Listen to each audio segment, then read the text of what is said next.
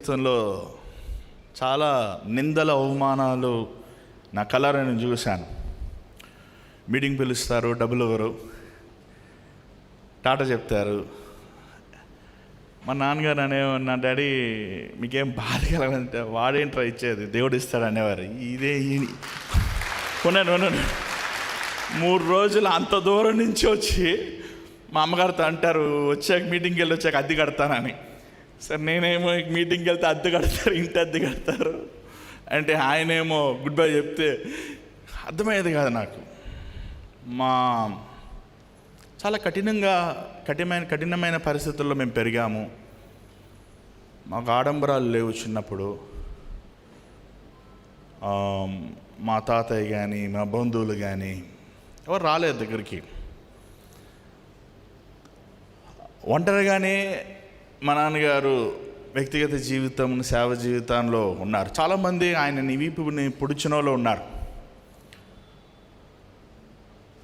Even Calvary church అనవండి, మా నాన్నగారు సువార్త రక్షణ ద్వారా మారి సేవకులుగా సిద్ధపరిచి నాన్నగారి విరోధంగానే చర్చలు పెట్టి ఇప్పుడు కూడా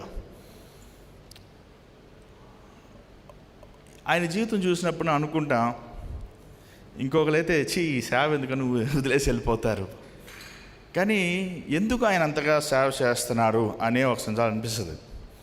లాభం లేకుండా ఎవడేం చేయడు కదా. లాభం లేకుండా ఎవడేం చేస్తారు చెప్పండి. లాభం లేకుండా ఎవడైనా ఏం చేస్తారంటే వాడంత పిచ్చోడు ఎవడు ఉంటారు కదండి. ఈరోజు పాస్టర్ గారులు కూడా లాభంతోనే చర్చస్ పెడతారు. మీకు తెలియదేముంది, లాభం ఉండాలి, డబ్బు ఉండాలి. ఎక్కడైనా డబ్బు ఉంటేనే. విమర్శించే వాళ్ళు కూడా డబ్బు కోసం విమర్శిస్తారు. వాడికి యూట్యూబ్ డబ్బులు వస్తాయి, ఏదో ఒకటి రావాలి, డబ్బు కావాలి. డబ్బు లేకుండా ఎవడేం చేస్తారు లోకంలో. కానీ డబ్బు లేకుండా దేవుని పని చేస్తామనేది నాకు చాలా అర్థం కాలేదు నాకు అర్థమయ్యేది కాదు. సేవ అంటారు, ఏంది సేవ? స్కూల్ మానేయాలి, చదువుకోకూడదు అంటారు, ఫ్రెండ్స్తో జాలీగా ఉండకూడదు అంటారు, సేవ చేయాలంటారు. దేవుడు మా అమ్మని ఎక్కువ ఎదిరించేవాడిని. కానీ నేను ఒకటి గమనించింది ఏంటంటే, ఆయనకి ఒక వయసు వచ్చాక ఆయనకి చెప్పేవారు ఎవరు ఉండేవారు కాదు. ఒకప్పుడు కొంతమంది నాన్నగారు ఫ్రెండ్స్ ఉండేవారు, వాళ్ళు కూడా సేవకులే. నిరీషన్ పాల్ అంకుల్, ఇంకా చాలామంది సేవకులు, కృపారావు, వాళ్ళతో కూర్చున్నప్పుడు చాలా ఆత్మీయంగా మాట్లాడుకుంటారు. చాలా మా కోసం ప్రార్థన చేయని బ్రదర్, నా సేవ అని చాలా మనసు చెప్పుకుంటుంటారు. కానీ ఒక ఫేస్ అయిపోయాక చాలామంది చచ్చిపోయారు, లేకపోతే వాళ్ళు ఆయన జీవితం నుంచి వెళ్ళిపోయారు. ఎక్కువ ఒంటరిగా ఆయన ఎంతో బాధ అనుభవించారు. కుటుంబముగా మాతో మీరు అనుకుంటున్నారు మా ముగ్గురు మంచోళ్ళండి, మీకు ఎప్పుడో ఎవరితో పోయినసారి మైక్ లాగేసుకుంటే లాగేసుకోండి, నో ప్రాబ్లం. కానీ ఒక మాట వినండి, మా నాన్నగారు మేము అంత బాధ పెట్టాం. ముగ్గురం మంచోళ్ళం కాదు మేము. దేవుడు నిజంగా మా తండ్రి కాబట్టే ఆయన చేసిన ప్రార్థనల వల్లనే మేము ముగ్గురము ఈరోజు సేవకులయ్యాం. చాలామంది సేవకులు పిల్లలు సేవ చేయరండి, తెలుసా మీకు? అది సేవకులు పిల్లలు సేవ చేయరు. ముఖ్యంగా నేను ఎప్పుడు అనుకునేవాడిని, నేను సిగరెట్ తాగను, సినిమాలు చూడను, నేను చాలా పరిశుద్ధాన్ని. కానీ నేను చాలా మొండోడిని, తిరుగుబాటు, అన్ని పాపాల కంటే ప్రధాన పాపం తిరగబడేవాడిని. ఎంత మొండోనంటే మా నాన్నగారు రోజు ప్రార్థన చేయించుకుని ఆఫీస్కి వెళ్తున్న ముద్దు పెడతా, నువ్వు సేవ చేయాలని తిట్టేవారిని. నువ్వేం సంప్రదించావు, తిట్టేసి వెళ్ళి ఉద్యోగం పోద్దని ఆ రోజు ఇంకా కష్టపడి పనిచేసేవాడిని. టాయిలెట్ బ్రేక్ కూడా తీసుకొని పనిచేసేవాడిని. అసలు దేవుడు ఉద్యోగం తీసేస్తాడేమో అని ఒక భయం. మళ్ళీ ఆయన ప్రార్థన చేస్తే ఉద్యోగం పోతుందేమో అని మళ్ళీ ఆ నెలకు 2-3 ఇంటర్వ్యూలకి వెళ్ళి ఆఫర్ లెటర్ చేతిలో దగ్గర పెట్టుకునేవాడిని. అంత మొండోండి, మామూలు మొండోండి కాదు. కానీ ఆయన జీవిత యాత్రలో కఠినమైన యాత్ర. ఎందుకు? ఒకసేపు బాధలు, కష్టాలు అన్నీ ఉంటాయి. ఈరోజు చాలామంది మిమ్మల్ని చూస్తే కొంచెం నవ్వు వచ్చింది. పేపర్లు తీసుకొచ్చేసుకున్నారు అభిషేకం కోసం. అసలు మీరు ఏం అడుగుతున్నారో మీకే తెలియదు. అక్కడున్న పాస్టర్లకు అర్థమైంది, ఊరిది మీకు టైం ఉంది, పరిగెట్టేసేయండి. అభిషేకం అంటే అండి, అభిషేకము ఒక వ్యక్తిని అందరితో దూరం చేసేస్తాండి. భార్య దూరం అయిపోతుంది, బిడ్డలు దూరం అయిపోతారు. దేవుడు ఎంత రోషం కలిగినాడు అంటే ఇంక దేవుడే ఉండాలనుకుంటాడు. నేనంటలేదు ఆ మాట, ఇర్మియా అంటున్నాడు. చూడండి ఒకసారి అంటాడు, ఇర్మియా అభిషేకించబడిన ప్రవక్త ఒక మాట అంటాడు. 6వ అధ్యాయము 15వ అధ్యాయం 17వ వచనం ఒకసారి చెప్పండి. 15, ఇర్మియా 15:17. మైక్లో చదువుతారండి ఎవరన్నా? కిరణ్ మైక్ తీసుకున్నారా? కిరణ్ చదువున్నా. ఇర్మియా గ్రంథం 15వ అధ్యాయం 17వ వచనం.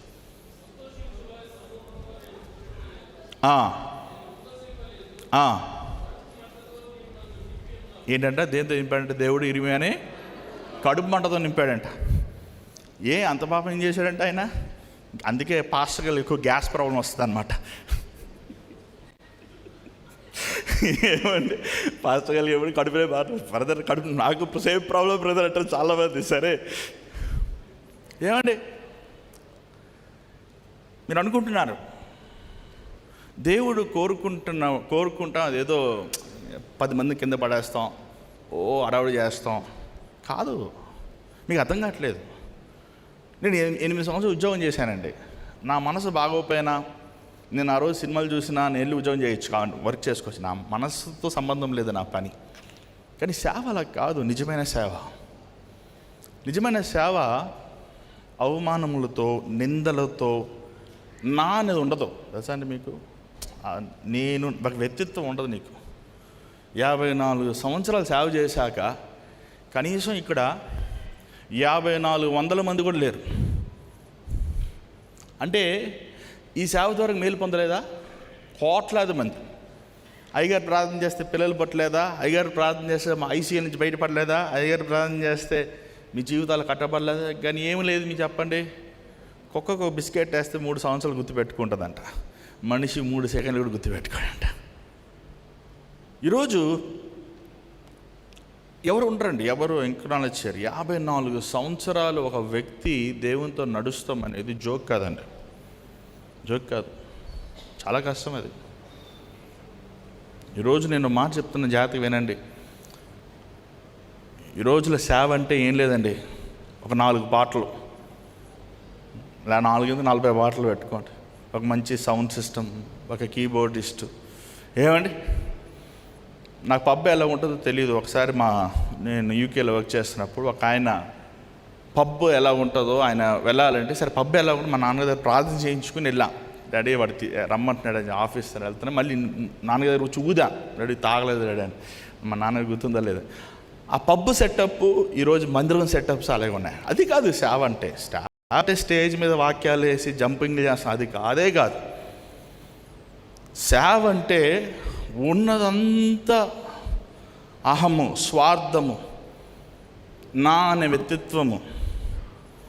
ఏమండి సమస్తం కోల్పోతాం. దేవుని కోసం 1000 కిలోమీటర్లు సొంత డబ్బులతో ప్రయాణం అయ్యి అక్కడ ఇద్దరే ఉంటారు, వాక్యం చెప్తాం, నష్టపోతాం, సమస్తం కోల్పోతాం. ఏమండి నిందించిన వారు, ఉమ్మి వేసిన వారు. ఇక్కడ జీవన్ ఉన్నాడు, వీళ్ళ అన్నగారు జేమ్స్ అన్న, నా బాగా గుర్తు. నేను అప్పుడు 6వ తరగతి చదువుతున్నాను. అన్న ఏదో డాడీని అడిగితే మీటింగ్లో మా డాడీ వెళ్ళి ఆయన కాలు పట్టుకున్నారు. నాకు ఆ రోజు చాలా కోపం వచ్చింది. నేను ఇంటికి వచ్చి, మీరు ఎందుకు డాడీ ఆయన కాలు పట్టుకున్నారు, మీరేం తప్పు చేశారు? తిట్టింది ఆయన. లేదరా మనమే కాలు పట్టుకోవాలన్నారు. అలాగా ఒక్కొక్కరిని కాలు పట్టుకొని దేవుని సంఘాన్ని కట్టారండి. ఈరోజు ఏ సేవకుడు కాలు పట్టుకుంటాడు చెప్పండి? ఏ సేవకుడు తగ్గించుకుంటాడు చెప్పండి? ఏ సేవకుడు ఉచితంగా ప్రార్థన చేస్తాడా? సేవకుని కలవాలంటే పరలోకంలో అపాయింట్మెంట్ తీసుకోవాలంట.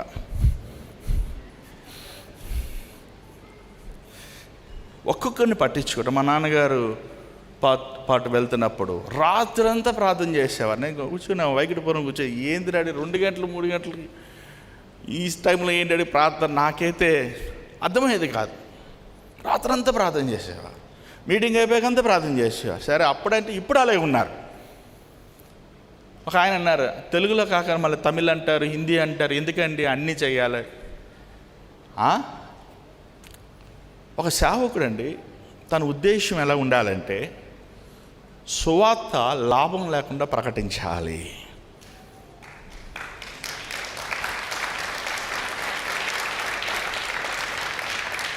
మా నాన్నగారు ప్రార్థన చేసి పెళ్ళిళ్ళు చేసి ఈరోజు యూఎస్లో 100 మంది ఉన్నారండి. కొంచెం అనిపిస్తుంది, వాళ్ళందరూ మా నాన్నగారు ₹1 కాను కూడా పంపారు. చాలామంది 99%. వాళ్ళు వెళ్ళిపోయిన వెంటనే వేరే వేరే పాస్టర్లు, అరే నువ్వు ఒకరప్పుడు రోడ్లో దిక్కులే కనిపించుకోక ఉన్నప్పుడు నీకోసం ప్రార్థన చేసి ఒక సేవకుడు నీ జీవితాన్ని కట్టి నిన్ను స్థిరపరిచి ఒక కృతజ్ఞత కూడా లేదా, ఒక నమ్మకం లేదా, ఇదే నీ తండ్రి చేస్తావా, ఇదే నీ తల్లి చేస్తావా అని వాళ్ళు చూసినప్పుడు అండి, సేవ జీవితంలో ఎంతోమంది బాధలు చూడండి. మనుషులు, సేవకుడు కూడా దేవుడు కాదు కదా, దేవుడిలా అంతా ఏమంటే దేవుడు అంత విశాలమైన హృదయం అన్న. కానీ మా నాన్నగారు ఎక్కడ కొంచెము కూడా కృంగుదల ఉండదు. అదే నేను ఆశ్చర్యపోతాయి, కృంగుదల ఉండదు. మరలా వారు కనబడిన మరలా అదే మనసుతో, ప్రేమ కలిగిన మనసుతో ప్రార్థిస్తాము. వారి దేవుని సొత్తుగా చూస్తాం. 54 సంవత్సరాలు సేవ చేశాక జైపాల్ గారు ఎన్ని కోట్లు సంపాదించుకున్నారు అంటే డబ్బులు లేక కాదండి, డబ్బులు వచ్చినాయి, దేవుడు వచ్చినాయన్నీ దేవుని సేవ కోసం వాడారు. ఈ రోజుల్లో మొన్న వచ్చిన పాస్టర్, మా నాన్నగారి దగ్గర మొన్న వచ్చారు ఒక పాస్టర్ తమ్ముడు, 3 సంవత్సరాలు చర్చి కట్టేశాడు ఆయన, పెద్ద చర్చి. ప్రతి పాస్టర్ చర్చిలు కట్టాలి, చర్చిలు కడితే ఏమొస్తాయి చెప్పండి, దశంభాగాలు వస్తాయి. కానీ నాన్నగారు ఏం కట్టారు? చర్చిలు కట్టలేదు, ఆత్మలు రక్షించారు. టీవీ బిల్లులు అవనవ్వండి, సువార్త పరిచయాలు అవనండి, మ్యాగజైన్. నేను ఎప్పుడు అంటున్నా, ఎందుకు రాడు చదువుతున్నారు. ఆయన దృష్టిలో 10 మంది చదివినా కూడా అది వేస్టే కాదు. దేవుని సేవ అలాగ లెక్కలు వేసుకోకుండా మరి ఆయన ఈ 54 సంవత్సరాలు చేశారు. ఖచ్చితంగా నేను చేయనండి అలాగా, నాకంత ఓపిక లేదు, ఓపిక చెప్తున్నా, నేను చేయలేను కూడా. చెప్పాం కదా, ఎవరు చేయలేరు. ఆయన దేవుడు పిలిచాడు, ఆయన దేవుడు సిద్ధపరిచాడు, ఆయన దేవుడు నడిపిస్తున్నారు. నిజంగా నాకు కొన్నిసార్లు అనుకుంటా, ఒకవేళ మా నాన్నగారు బహుశా తెలుసు దేవుడికి, అది ఆయన మృతి పొందితే చాలా పరిచర్లు ఆగిపోతాయి, క్లోజ్ అయిపోతాయి. ఎందుకంటే ఆయనకు ఉన్నంత ఓపిక ఎవరికి ఉండదు. ఇక్కడ ఎంతమంది 74 సంవత్సరాలు చేతులెత్తండి?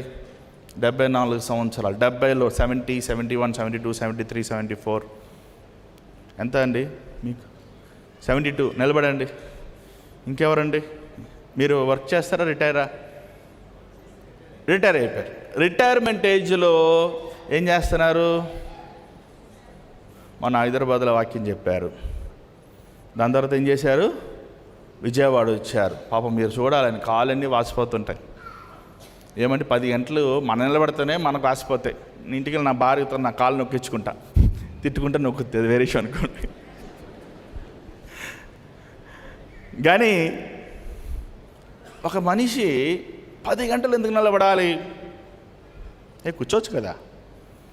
ఏమంటే కొంచెం ఒత్తిడి అయిపోయిన వెంటనే ఇప్పుడు ఏం చేయాలి చెప్పండి? సేవకులందరూ వెకేషన్కి వెళ్ళిపోతారంట. Vacation, relax. మేము పరలోకంకి ఎక్కి మేము ఒంటరిగా ఏకాంతగా హాలిడే ట్రిప్లు హిమాలయ పర్వతంకి వెళ్ళి వెకేషన్లో దేవునితో ఓ దేవాన్ని మాట్లాడాలంట. అలా మా నాన్నగారు ఎప్పుడు మాట్లాడలేదు, అదే అర్థం కావట్లేదు నాకు. నేను ఎప్పుడు మా నాన్నగారు, నేను ప్రార్థన చేసుకోవాలయ్యా, మీరందరూ వారం రోజులు డిస్టర్బ్ చేయొద్దు, నేను మోసే కొండెక్కాలి అని సెయింట్ థామస్ మౌంట్ ఎక్కలేదు ఆయన రాత్రంతా ప్రార్థన చేసింది నేను చూసాను. ఎడిటింగ్ చేస్తూ పని చేస్తూ ప్రార్థన చేయి. ఎప్పుడు అంటారు ఆయన, పని చేయి. దేవుడు మరి నిజంగా బహుశా మనకి ఈ రోజుల్లో చూడమేమో అనిపిస్తుంది అండి. ఎందుకంటే ఆ ఫేస్ ఆఫ్ సేవకులు, ఒక సేవకులు అంటే ఏమంటే ఆ దైవికమైన ప్రేమ, ఆ అనుభవం. ఈరోజు ఏ అనుభవం చెప్పండి సేవకులకి? ఇలాంటి సూటు బోట్లు వేసుకొని మా అలాంటి వాళ్ళకి ఎగురుతమే కోత ఎగురినట్టు, తప్పు చెప్తుంది, సారీ, నో అనుభవం. ఎంత బాధతో ఈ మాట చెప్తున్నాను. ఈరోజు సేవకులు చాలామంది కామ పాపం తాగుబోతులుగా ఉన్నారు. మా నాన్నగారండి అసలు నేను బాగా గుర్తు నాకు మా క్రిస్టఫర్ గారు ఉన్నారు, వీళ్ళు అన్నగారు శామ్యుయల్ గారు, ఇంకొక అన్న పేరేంటన్నా యేసుదాస్ గారు. నేను తీసుకెళ్ళారు డాడీ ఎప్పుడు వైట్ షర్ట్ వేసుకుంటారు. మేము అప్పుడు లారీ టాప్ ఎక్కి మళ్ళీ అంబాసిడర్ ఎక్కి వచ్చాం. నేను చిన్నప్పుడు ఎక్కాం. భలే ఎర్రగా ఉంటారు మా నాన్నగారు, అసలు చాలా తెల్లగా ఉంటారు ఆయన. ఆ రమణకపేట దిగాక నల్లగా అయిపోయారు ఆయన. బాబు కందిపోయింది మొహం. మా నాన్నగారు ఏంటి మా డాడీ ఇట్ అయిపోయారేట్రా అనుకున్నాను నేను. ఏమండి ఆ ఎర్రటి ఎండలో లారీ టాప్ మీద ఎద్దుల బండుల మీద ఏమండి ఈరోజు సేవకులు BMW కారు ఉంటేనే సేవకుడు గొప్పడంటే BMW కారు, ఆడి కారు ఉంటేనే సేవకుడు పెద్దోడు. మా నాన్నగారు నా బాగా గుర్తు స్లీపర్ క్లాస్. నాకు మా నాన్నగారు తెలియదు ఫస్ట్ క్లాస్ ఎలా ఉంటుందో తెలియదు నాకు. స్లీపర్ క్లాస్ జనరల్ కంపార్ట్మెంట్ ఉంటాం. మా నాన్నగారు ఏంటంటే రైల్వే స్టేషన్లో బుక్ స్టాల్ ఉంటుంది, బుక్ స్టాల్ ఇస్తారనమాట. పాప మా నాన్నగారు ఒక సూట్ కేసు ఉంటుంది, నాకు ఒక బ్యాగ్ ఉంటుంది, 2 బుక్ స్టాల్ బ్యాగులు ఉంటాయి. పాటల పుస్తకాలు అమ్మాలి. మరి ఈ సరికంతా అమ్మకపోయాం అనుకోండి మళ్ళీ ఏం మోసుకెళ్ళాలి. బాబు కొనుక్కోయా మంచి పుస్తకం అమ్మా, మీ ఇంట్లో రండి అమ్మా, ఈ క్యాసెట్ కొనుక్కోమ్మా, మీ ఆయన తాగిపోతా తీసుకోమ్మా, ఇది కూడా బాగుంటుంది, ఏదో మళ్ళీ మోసుకెళ్ళి చచ్చిపోతాం మళ్ళీ. సో అవన్నీ అయిపోయాక ట్రైన్ రాదు, మీకు తెలుసు కదా మీ ఇండియన్ ట్రైన్. మా నాన్నగారు దుప్పడేసుకుని పడుకుంటారు, నేను అన్ని పక్కన కూర్చొని పెట్టుకుంటా. మా నాన్నగారు పట్టు దొంగోడు ఎవడో ఎత్తుకుపోతాడేమో, అక్కడ ఉండేది ఏం లేదు. వాటర్ బాటిల్ కొనుక్కుంటాం. సర్కార్ ఎక్స్ప్రెస్ బాగా గుర్తు. రే భీమవరం స్టేషన్ వస్తుందా, నేను దిగుతున్నారా నీళ్ళు కోసం అసలు ఏం చేస్తా చూస్తుంటే ఆ ట్యాపులు ఉంటాయి కదా పట్టుకుని తాగేవారు. ఏమండి అదే జీవితం. మా తాతయ్య అండి చాలా, నేను లేను కాదు, బోల్డ్ ఆస్తి. అసలు ఎప్పుడు ఏమవ్వలేదు మా నాన్నగారికి, ఎవరు ఏమవ్వలేదు. మా నాన్నగారితో ఉన్న సహోదరు ఎవరు రాలేదు. అంటే ఏదో నాన్నయ్య బాగున్నావు, అక్క బాగున్నావు, తమ్ముడా అలాంటి ఇది. కానీ అద్దింట్లోనే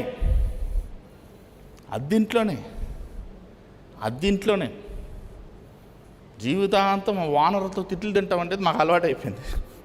నీళ్ళు అయిపోతున్నాయి, బట్టలు ఆరేసారు. ఏమండి మా నాన్నగారికి అప్పకి గొడవ అవుతూనే ఉంటుంది అనమాట. సో ఇంక మా నాన్నగారు ఇప్పుడు మా ఓనర్ చాలా మంచివాడు అనమాట. ఆయన అసలు ఇక్కడే ఉండడు. ఏమండి జీవితంలో ఒక మనిషి 74 సంవత్సరాలు జీవించాక, నేను నిజం చెప్తున్నానండి, నా నిజం చూసి ఆయన చూస్తే నాకు సంతోషం ఉంటుంది. సీరియస్ చెప్తున్నా. ఎందుకంటే మేము తన పిల్లలకు కనీసం మాకు కొంత సంతోషం ఉంటుంది. ఏంటి కొంచెం రిలాక్స్, ఇంటికి వెళ్తామా కొంచెం మంచిగా తిని భార్య బిడ్డ సంతోషంగా ఉంటామా, అది వేరే విషయం. లేకపోతే కొంచెం అలాగా. మా నాన్నగారికి జీవితంలో ఒంటరితనం ఎక్కువ, ప్రేమించేవారి కంటే అవమానించేవారు ఎక్కువ. మా నాన్నగారితో పాటు కుర్రోళ్ళు ఉంటారు, కొంతమంది కుర్రోళ్ళు. అలాంటి కుర్రోళ్ళు నేను పెట్టుకోను. అసలు నాతో ఉన్న వాళ్ళు చూడండి, అంతా 50 సంవత్సరాల పైన వాళ్ళే పెట్టుకుంటారు. ఇంజనీర్లు కానీ డాక్టర్లు కానీ ఉంటారు నాతో పాటు. చెప్తున్నా జస్ట్ అసలు మా నాన్నగారికి బీపీ ఎలా ఎక్కిస్తారంటే అలా ఎక్కిస్తారు.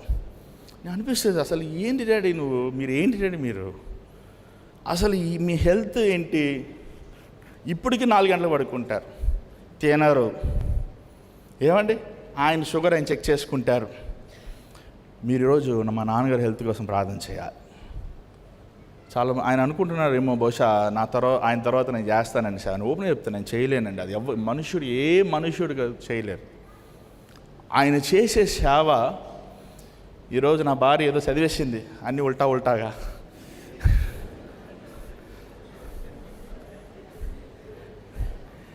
నేను కావాలంటే 50 సంవత్సరాలు కూడా చెప్తాను మొత్తం సీక్వెన్స్, ఒకరోజు ఒకటి అన్నీ. ఆయన చేసిన సేవ ఎవరు చేయలేరండి, ఎవరు చేయలేరు. కానీ అలా చేయాలంటే ఒక మాట అన్నారు మా నాన్నగారు. అంటే ఆయన సేవకు వచ్చాక 71 నుంచి 82 వరకు జాషువా డానియల్ అయ్యగారు, ఆయన పేరు నాకు పెట్టారు, జో అని పెట్టారు నన్ను. జాషువా డానియల్ అయ్యగారు వారు ఆదినిమలో నరగొట్టబడ్డ. నిజంగా అండి, ఈరోజు మీరందరూ అభిషేకం పొందాలనుకున్నా సరే, ఫస్ట్ ఆఫ్ ఆల్ బైబిల్లో ఎక్కడా సరే నన్ను అభిషేకించని నేను ఎవరు అడగలేదు. దేవుడే వారిని కోరుకున్నాడు. రెండోది, మీకు చాలామంది చెప్పుంటారు, దేవుని సేవకులు అయ్యగారు చెప్పుంటారు, అయ్యా నీ సేవ పిలుపు ఉంది, నాకు ఖచ్చితంగా తెలుసు నీకు దేవుని సేవ రాయని. రెండోది, పిలుపు ఉన్నవాడు లోబడాలి. This is very important. 14 ఒక రోజు ముందు చెప్పారు జాషువా అయ్యగారు, నెక్స్ట్ వీక్లో వచ్చేసారు, లోబడ్డారు. మూడోది, మా దగ్గర కొంతమంది బైబిల్ స్టూడెంట్స్ వస్తారు, 3 సంవత్సరాలు ఉన్నాం మేము అయ్యగారి దగ్గర, 4 సంవత్సరాలు ఉన్నాం, మేము డాక్టరేట్ అయిపోయాం, వీళ్ళు లెక్కలేసుకుంటారు. ఒక సేవకుడు నిన్ను బయటకు పంపించే వరకు నువ్వు ఆ సేవకుడు కిందే ఉండాలి. అలా మా నాన్నగారు ఉన్నారు. మా నాన్నగారు జోగారు అంటే ఎంత ఇష్టం అంటే అనేవారు, మా నాన్నగారు గుర్తుంటుంది ఎందుకంటే నాతో అనలేదు, ఒక సేవకులతో అన్నారు, ఆయన పేరు వద్దులే, జోగారు ఇప్పుడు పిలిచినప్పుడు నేను వెళ్ళిపోతానండి, నాకు అంత ఇష్టం అండి నా గురువు గారు అని. అప్పటికి నేను చాలా పెద్దోడిని అయిపోయాను.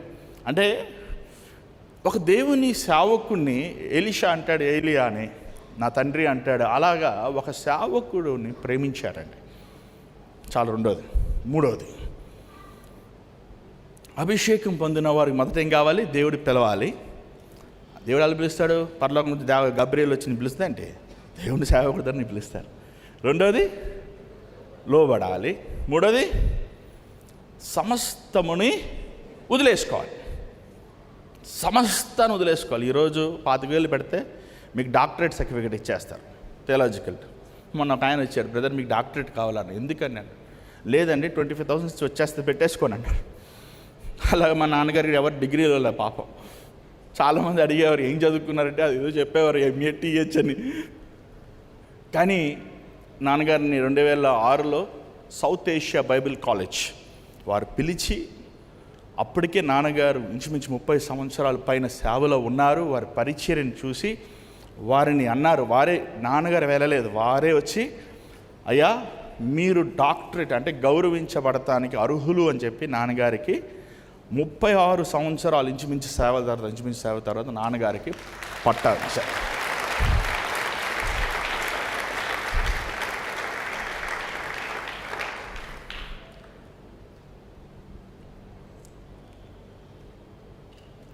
నాలుగవది, సేవ అంటే చర్చి కడతాం కాదు.